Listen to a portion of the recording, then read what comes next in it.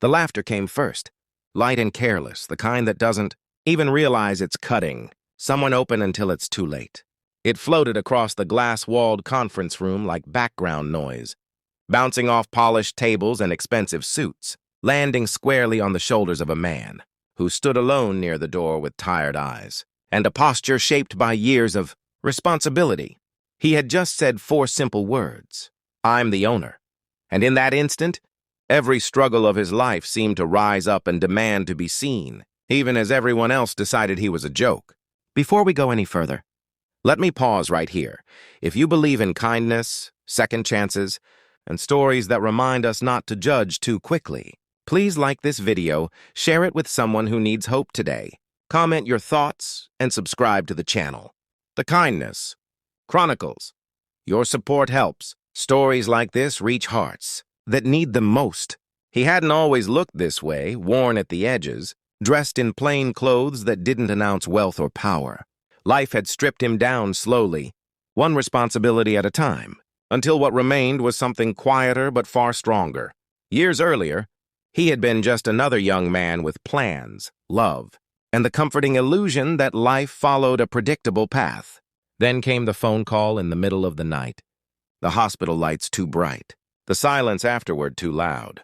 Overnight, he became a single father, standing at a graveside with a toddler clinging to his leg, wondering how the world could keep turning when his had stopped. Raising a child alone changes a person in ways no resume can capture. His mornings began before sunrise, packing lunches, tying shoes, checking homework, then rushing to work with a heart already half spent on worry and love. Nights were filled with exhaustion, bills spread across the kitchen table, and the quiet fear of not being enough. He learned how to stretch time, money, and himself. He learned patience in the long waits outside school offices and pediatric clinics. He learned humility in asking for help and strength in getting back up when pride had to be set aside. What no one saw was how those years forged him.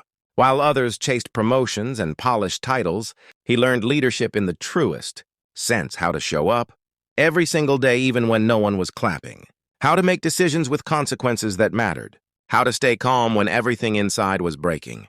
Somewhere along the way, opportunity met preparation in a way that didn't look glamorous from the outside.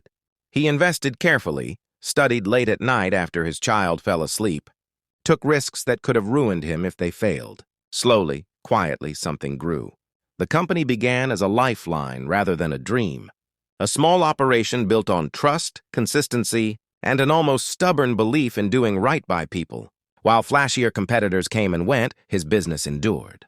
It survived economic downturns, leadership shakeups, and trends that promised everything and delivered nothing. He reinvested instead of showing off. He listened more than he spoke.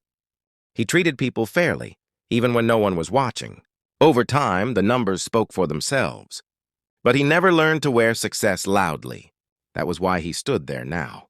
In a room full of executives who had only read fragments of the story, they saw a casually dressed man with calloused hands and lines on his face that suggested struggle, not status.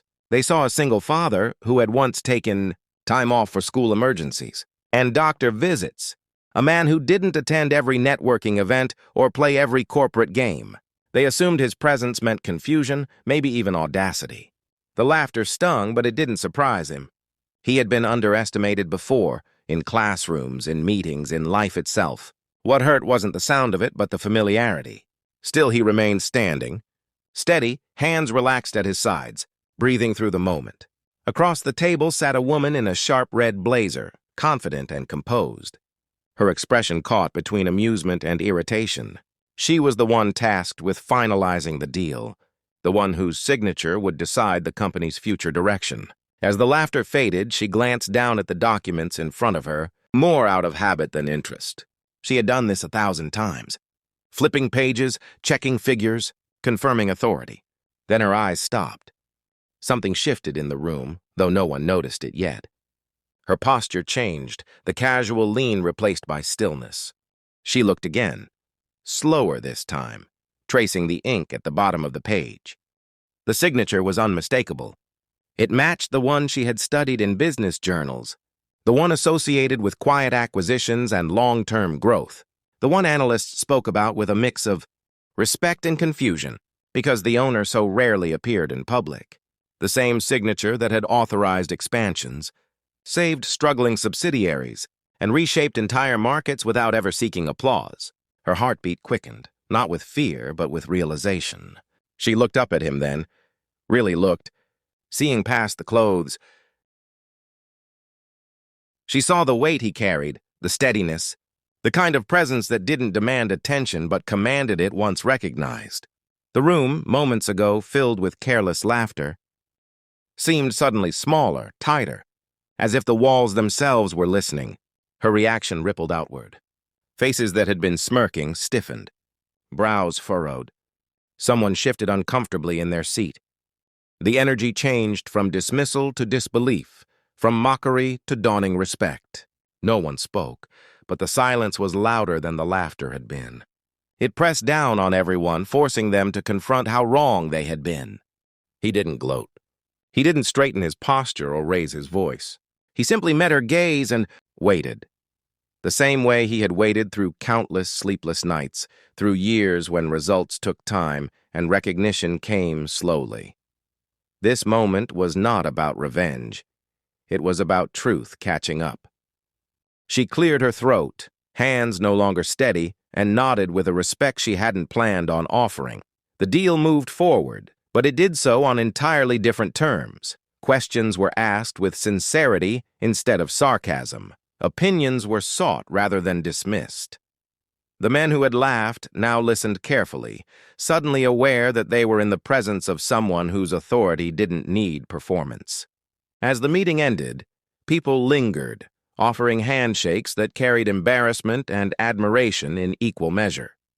He accepted them politely, not because he needed their approval, but because grace had become second nature to him. He gathered his things and left the room much the same way he had entered it, quietly, without spectacle. Outside, the city stretched wide and indifferent, traffic humming, life rushing past. He checked his phone and smiled softly at a message from his child asking what time he would be home. That smile held more pride than any boardroom victory ever could. Success to him had never been about being seen. It had been about being there. That evening, as he cooked dinner in a modest kitchen filled with warmth and familiar sounds, the day replayed in his mind not as triumph, but as confirmation. All those years of doing the right thing when no one was watching had mattered. Every sacrifice, every overlooked moment, every time he chose integrity over image had led here, not just to ownership of a company, but to ownership of his story. What stayed with him most wasn't the shock on their faces, but the reminder of how easily people judge based on what they can see. He hoped, quietly, that someone in that room would remember the feeling of being wrong and carry it forward as humility rather than resentment. The world could use more of that.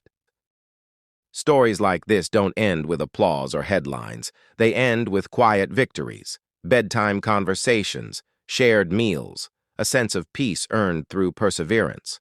They end with the understanding that worth is not always visible, and strength often wears plain clothes. If this story touched your heart, if it reminded you of someone who kept going when life laughed at them, please take a moment now to like this video, share it, and subscribe to the Kindness Chronicles.